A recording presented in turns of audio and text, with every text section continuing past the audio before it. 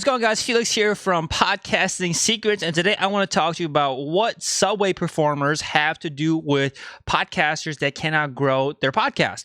So one key almost like staple of New York City subways are performers on the subway, and there's a particular group, or not, maybe not a particular group, but it's like, I think it's like a bunch of people that do this, but what their trademarks, they come onto the trains and they yell, "It's showtime," and then do like a crazy dance. And the first time you see, especially as a tourist or first time moving to the city, it's really cool to see because they're doing these acrobatics like in the subway in a tight space, and they're swinging all over the place, and like they're doing all these crazy kicks and twirls and everything.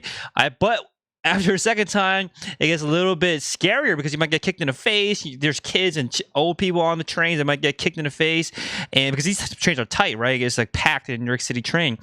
Or then the third time happens, fourth time, fifth time happens, it starts getting annoying. You start trying to avoid them once they get onto the train. These performers, you leave. There's that, and then there's also the bands, the musicians that are playing super, super loud. You got your headphones on, you're reading a book or something. Last thing you want to do is be annoyed on your trip into the city to go to work or whatever you're going the city for.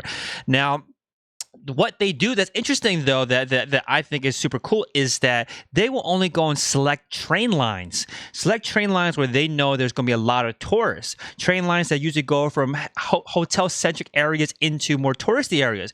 The reason why they do this is because they recognize that the audience is often changing. Because if you can think about it, if they're getting from the same audience every single time, people like me, a disgruntled New Yorker, grumpy New Yorker, and I see the same performance over and over again, I'm not going to be likely to donate them anyone and give them any money for their performance. But they're getting in front of an audience that's new every single time. Then the what is it called? The originality is there. The benefit of seeing it for the first time makes them want to actually give them money for it. When you're seeing it over and over again, you get kind of tired of it, and it's no longer cool to see. And when they do that, they're getting in front of a new audience every single time because they know that will maximize their exposure, maximize the chance that they can make money from that train car. Not only do they do that, but once they do that performance once, they do a performance when a train stop. When a train pulls into the station, they get on, they do their performance. Once that train pulls into a new station, they get out and go to a different train car. Same exact concept again. They change the audience. They go to a different car. If you're performing the same thing over and over again to the same audience, they're not going to care as much. They're going to become blind and deaf to your message.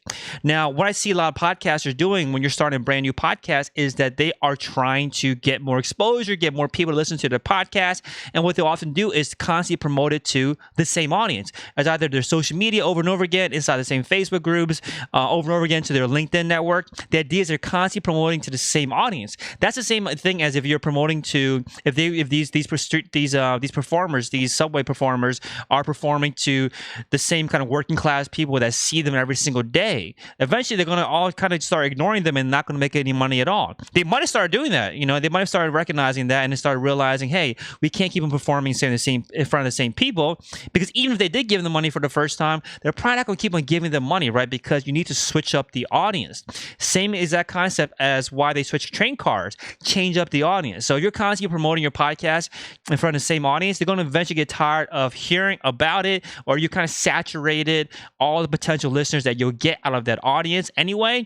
What you got to do if you want to grow your podcast is get it in front of brand new listeners, brand new potential listeners. Now, if you're interested in starting a podcast because you want to build a business, grow your business from your podcast by getting hot leads from listening to your podcast, warming them up, getting them to be hot leads, and then getting them to want to buy your products and buy your services, buy more of your consulting, enroll into your coaching program, enroll into your mastermind, buy your courses.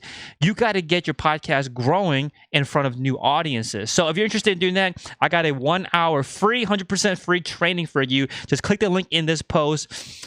All you can do is register for the training. You get immediate access to it. It'll teach you how to grow how to start and grow a podcast that will grow in front of new audiences, so that you can then get new clients into the door, into your services, into your products. The idea, again, the name of the game is to get in front of new audiences.